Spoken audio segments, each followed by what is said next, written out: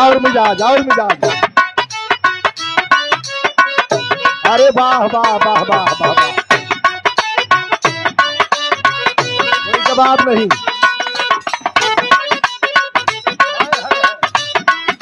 क्या कहना है?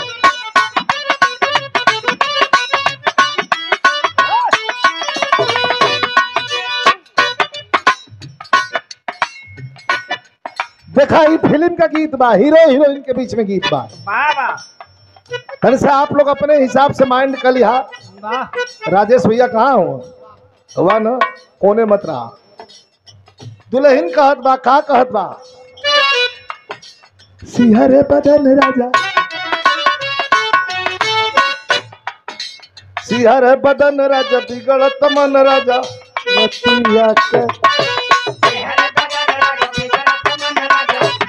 रतिया के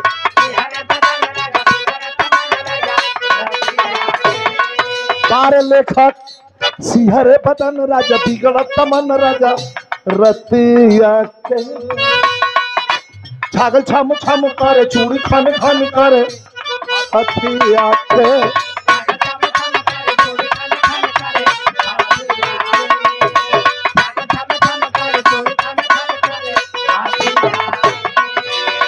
अरे कहीं तो भाई राउर गोड़ लीना, अरे कहीं तो भाई राउर गोड़ लीना, अब से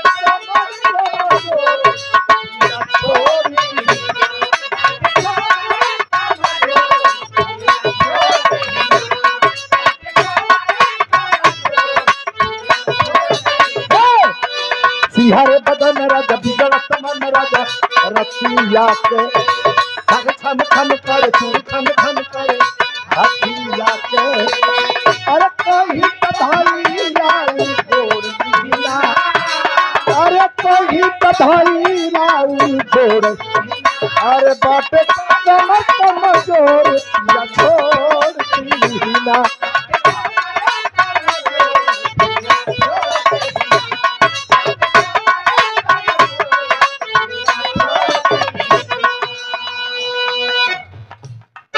गवना बा नया नया गवना बा, खेलवना नया ना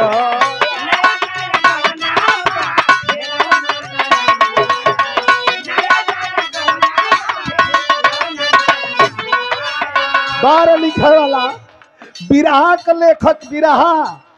और जब फिल्म इंडस्ट्री में जाला तो प्यारे लाल कभी कहल नया नया गवना बा, हई खेलवना कौन खेलवना